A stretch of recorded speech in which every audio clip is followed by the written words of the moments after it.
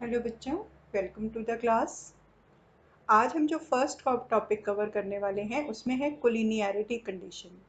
Now अभी तक आप इस कोलिनियर वर्ड को बहुत सुन चुके हो, है ना। और अगर मैं आपसे कहूँ कि जो आपने अभी तक समझा है कि दो पॉइंट्स हैं, ठीक है, तो दो पॉइंट्स तो भाई कहीं पर भी कोलिनियर हो सकते हैं। आपने एक पॉइंट यहाँ लिया हो गया, एक पॉइंट यहाँ पर लिया, तो ये इस लाइन से कोलिनियर हो गया। बट अगर आपने 3 पॉइंट्स लिए, हाँ, तब क्वेश्चन अराइज होता था कि ये कोलिनियर है या नहीं है, क्या वो किसी एक ही लाइन पर लाइन करते हैं। पर यहाँ पर बात हो रही है वेक्टर्स की, ठीक है। तो इसमें हमें एक बार पहले रिकॉल करना पड़ेगा कि वेक्टर्स कोलिनियर कब होते हैं। देखो, ये वेक्टर और ये वेक्टर दोनों पैरेलल सपोर्ट में है, ठीक है। सपोज ये ए वेक्टर है और ये बी वेक्टर है, दोनों पैरेलल सपोर्ट में है, तो ये कोलिनियर है। हाँ, ये बात ज़रूर है कि हो सकता है वेक्टर ए का मैग्नीट्यूड वेक्टर बी के मैग्नीट्यूड के इक्वल ना हो, लेकिन अगर कोई डिफरेंस होगा तो किसी एक रेशो का डिफरेंस होगा, यही पॉइंट है ना। तो अगर हम इस पॉइंट को समझते हुए एक वेक्टर ए रख लें, a one i cap plus a two j cap plus a three k cap, और एक बी वेक्टर जो कि b one i cap plus b two j cap plus b three k cap है, और अगर हमें इन टू वेक्टर्स की कोलिनियरिटी को देखना है, तब देखो हमारे को एक पर्टिकुलर रेशियो मिलेगी कि जो a1 अपॉन b1 होगा वो is equal to a2 upon b2 होगा, और वो is equal to a3 upon b3। सब रेशियोज इक्वल होंगी, और लेट कर लो कि वो रेशियो कोई लैम्डा है, ठीक है।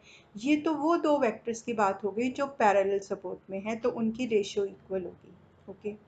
कभी ऐसा भी हो सकता है कि आपको कोई 3 पोजीशन वेक्टर दे रखे हों, एक ए पोजीशन वेक्टर, एक बी पोजीशन वेक्टर और एक सी पोजीशन वेक्टर।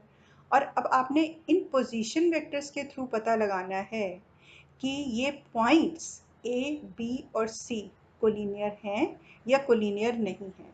तो हम पहले अगर ए बी का मैग्नीट्यूड निकाल देते हैं, ठीक है। ये हमने ए बी का मैग्नीट्यूड निकाला, फिर हमने निकाला बी सी का मैग्नीट्यूड, और फिर हमने निकाला AC का मैग्नीट्यूड। तो जो AB के मैग्नीट्यूड प्लस BC के मैग्नीट्यूड को ऐड करके रिजल्ट आ रहा था वो AC का मैग्नीट्यूड था, ठीक है। तो इसका मतलब क्या हो गया कि ABC पॉइंट्स आर क्लियर। अब यहाँ पर ना हम एक और पॉइंट रिकॉल कर लेते हैं कि अगर देखो, इसी बहाने आपको ना बेटा ये चीज़ रिवाइज हो जाएगी ट्रायंगल लॉ की। अगर ये एक AB वेक्टर है और एक ये BC वेक्टर है, तो जो इसका रिजल्टेंट बनेगा वो एक AC वेक्टर बन जाएगा। लेकिन ट्रायंगल के केस में इनके मैग्नीट्यूड्स इक्वल नहीं होते।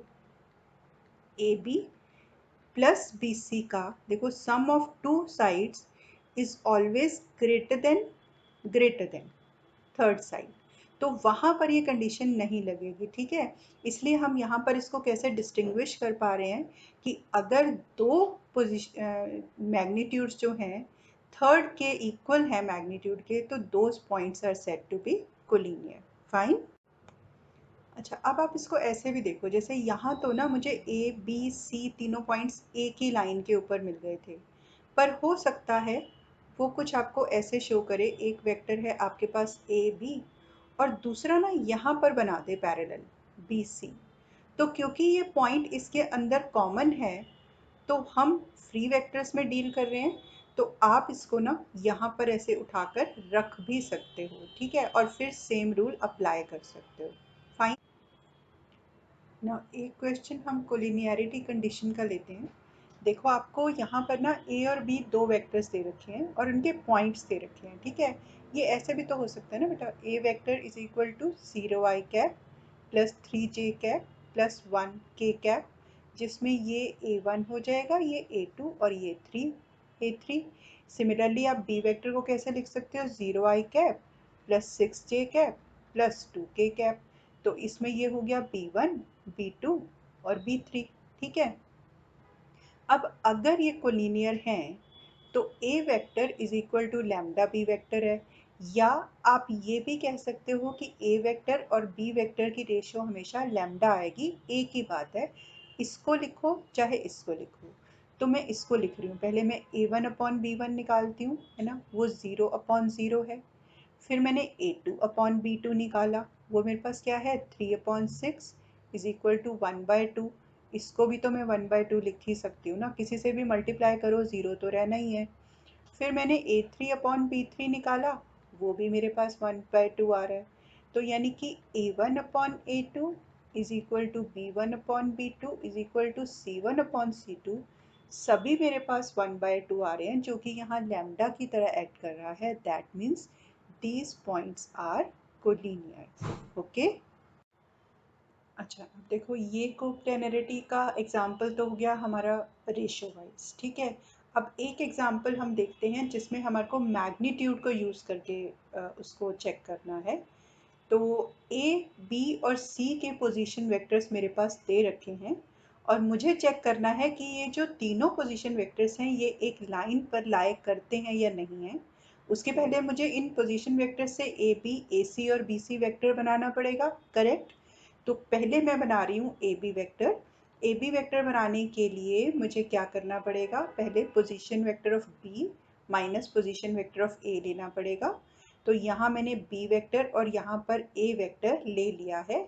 अब मैं लिख दूंगी इसकी जो भी मुझे वैल्यू मिल रही है, जो कि बन रहा है i vector plus 2j vector, i cap plus 2j cap plus k cap, ठीक है। ये तो हो गया मेरे पास ए बी वेक्टर। अब मैं अगर इसका मैग्नीट्यूड निकालूं तो वो क्या हो जाएगा, 1 plus 4 plus 1 is equal to √6। अब आ जाओ आप दूसरे वेक्टर पर, ए सी वेक्टर पर। तो जो ए सी वेक्टर होगा वो क्या होगा, position vector of C minus position vector of a. तो यहाँ मैंने सी वेक्टर उतार दिया है और यहाँ पर ए वेक्टर उतार दिया है, ठीक है। अब मैं इससे बना देती हूँ ए सी वेक्टर। तो ए सी वेक्टर क्या बन जाएगा, -6i cap plus 3j cap minus 3k cap. Okay, अब आप बना दो ए सी वेक्टर का magnitude. So this is equal to 36 plus 9 plus 9, और अगर आप इसको कैलकुलेट करोगे तो ये आपका बन जाएगा 3√6। अब थर्ड हमने क्या काम करना है, हमने बनाना है B C vector. B C vector यानी कि position vector of C minus position vector of B, वो यहाँ पर नोट डाउन कर दिए हैं मैंने। और उनसे जब हमने ये वेक्टर बनाया तो हमारे पास आ गया -7i कैप प्लस जे कैप -4k कैप, ठीक है। अब निकाल दो इसका मैग्नीट्यूड, और इसका मैग्नीट्यूड आपका ऑलमोस्ट बन जाएगा 66। तो आप यहाँ पर देख रहे हो magnitude of two vectors, magnitude of any two vectors, कोई भी टू वेक्टर्स हो सकते हैं, is not equal to magnitude of third vector. So given vertices कौन से हैं, A, B, C are not collinear। And not collinear का क्या मतलब है कि वो कोई ना कोई ट्रायंगल फॉर्म कर रहे हैं। Perfect. Distance formula and section formula, पहले डिस्टेंस फार्मूला पे आते हैं। देखो ये पॉइंट है 3 एंड 4, ठीक है। आपको सपोज यहाँ पर ये पॉइंट कोई दे रखा है 1 एंड 1, तो आप 2 डायमेंशनल ज्योमेट्री में डिस्टेंस फार्मूला क्या लगाते हो, फॉर एग्जांपल ये ए है और ये बी है, तो ए बी का जो डिस्टेंस होगा वो स्क्वायर रूट ऑफ, सपोज ये x1 और y1 है और ये x2 और y2 है, तो x2 माइनस x1 का whole square plus y2 minus y1 का होल स्क्वायर। और फिर जब आप इसके अंदर इनके वैल्यूज रख दोगे तो आपको ए बी का डिस्टेंस मिल जाएगा, ठीक है। बस यहाँ पर कुछ नहीं है, एक कोऑर्डिनेट और ऐड हो गया। जैसे आप यहाँ पर मान लो कि कोई पॉइंट है x1, y1 और z1, और यहाँ पर कोई दूसरा पॉइंट है आपके पास x2, y2 और z2। तो एक ही तो डिफरेंस है कि एक और कोऑर्डिनेट हमारा इसके अंदर ऐड हो गया है, ठीक है। तो यहाँ पर अगर ये पॉइंट C और D हैं, तो बस बिल्कुल वैसे ही आप इसके अंदर भी डिस्टेंस फार्मूला लगा दो। बस एक कोऑर्डिनेट और ऐड कर दो, x2 माइनस x1 का whole square plus y2 minus y1 का whole square plus z2 minus z1 का होल स्क्वायर का कंप्लीट स्क्वायर रूट। और अगर आप इसमें ऑर्डर को रिवर्स भी कर देते हो, सबका ऑर्डर रिवर्स कर देते हो, जैसे कि अगर मान लो आप इसको ऐसे भी लिख देते हो, है ना, तो भी कोई फ़र्क पड़ने वाला नहीं है, क्योंकि जितनी भी हमारी क्वांटिटीज़ हैं सब स्क्वायर के अंदर हैं, और स्क्वायर के अंदर से अगर हम टर्म्स को उलट भी देते हैं तो हमारे आंसर पर कोई फ़र्क नहीं पड़ता। Okay, now now section formula देखो। सबसे पहले हम इसको 2D में एक बार देखते हैं कि हम कैसे सॉल्व करते हैं। सपोज़ मेरे पास ये एक पॉइंट ए है, ये एक पॉइंट बी है, और ए के पॉइंट बीच में आर है जो ए बी को m/n में डिवाइड कर रहा है। और वो कैसे डिवाइड कर रहा है? इंटरनली। ठीक है, तो हम जिस भी तरह से लिखते थे, सपोज मैं इसको वेक्टर फॉर्म में कन्वर्ट कर दूं कि अब की बार मैं यहाँ से वेक्टर्स बना दूं, ये हो गया, और इधर से ये मिल रहे हैं ओ पॉइंट पर, है ना, और ये मैंने इसके साथ बना दिया आर वेक्टर। तो जो यहाँ पर मेरे पास पॉइंट है बी, इसको मैंने यहाँ लिख दिया बी वेक्टर। जो ये मेरे पास कोऑर्डिनेट ए है, इसको मैंने यहाँ पर लिख दिया, I think this is a vector, a के साथ ए ही होगा ना बेटा, and this is b vector. ठीक है, अब जब हम सेक्शन फॉर्मूला में ए बी आर, एम के साथ कौन से कोऑर्डिनेट लगाते थे? बी के, और एन के साथ कौन से कोऑर्डिनेट लगाते हैं? एन के, ए के। तो बस यहाँ पर भी हमने ऑर्डर को वही रखना है। एम के साथ आपका जाएगा बी, एम के साथ जाएगा आपका बी वेक्टर, प्लस एन के साथ जाएगा आपका a vector, upon m plus n तो होगा ही होगा, और ये हमारा क्या बन जाएगा? पोजीशन वेक्टर, जो कि अगर हम इस फिगर में देखें तो वो है ये। ठीक है, एवरी पॉइंट क्लियर? अब बस इसी इंटरनली को आप एक्सटर्नली में डिवाइड करो। पहले इसको उसमें देखते हैं। सपोज एक बार मेरे पास ये पॉइंट है ए बी, अब की बार मैंने आर ले लिया यहाँ पर। ठीक है, तो जो आर का ए से डिस्टेंस है और जो आर का बी से डिस्टेंस है, वो m/n हो जाएगा। ठीक है, बाकी सब कुछ सेम रहेगा। अब आप क्या करो, इसको दूसरे फिगर देखो, ये मैंने इसको वेक्टर फॉर्म में लिया है। नो डाउट ये जो फिगर है, इसमें मैंने ए बी के साथ आर यहाँ पर अगर लिया होता तो वेक्टर फॉर्म में उसको मैंने यहाँ पर शो किया है।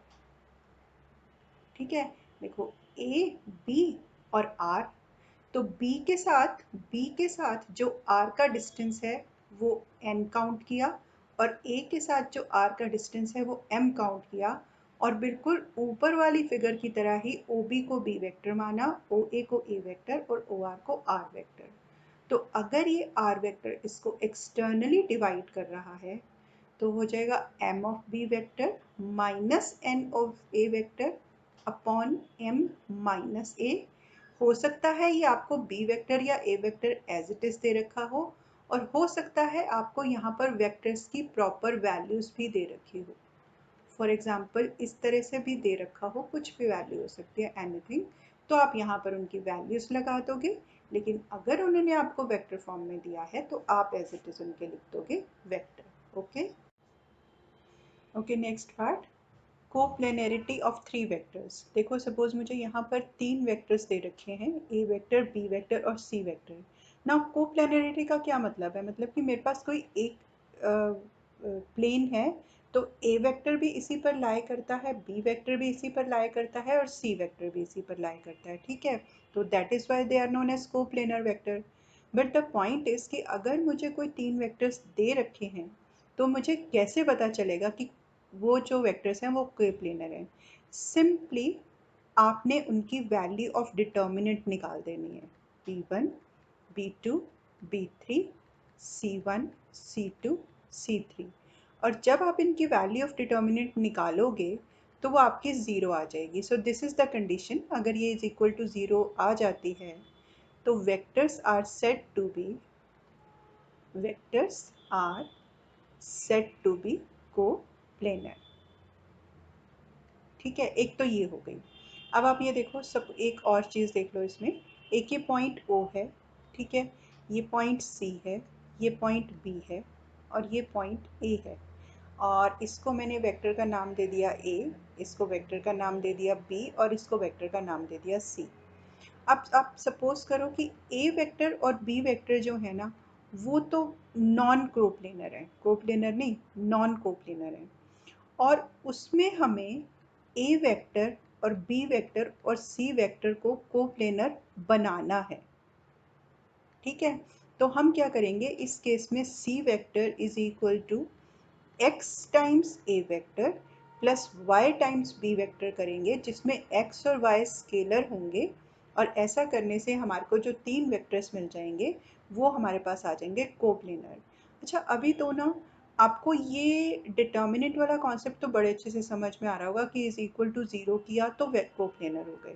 बट ये जो पॉइंट है ना, ये जब हम इक्वेशंस बना रहे होंगे लाइन की या प्लेन की, उसके साथ आपको ये पॉइंट अच्छे से क्लियर हो जाएगा। बस आप अब इसको याद कर लो कि this too is a condition of coplanarity. Okay, so this part is over.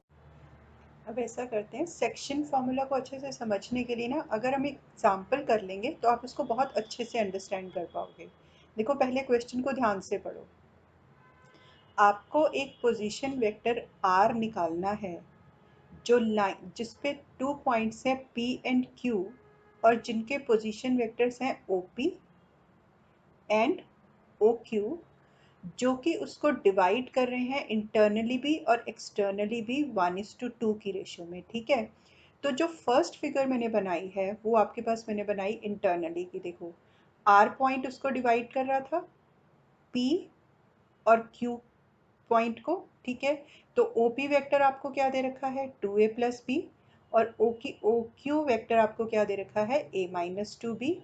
m/n आपको 1:2 दे रखा है। तो अगर हम एक अपने रफ उस पे जाएं तो ये वाला इससे हमेशा मल्टीप्लाई होता है रेशो, और ये वाला हमेशा रेशो इससे मल्टीप्लाई होता है।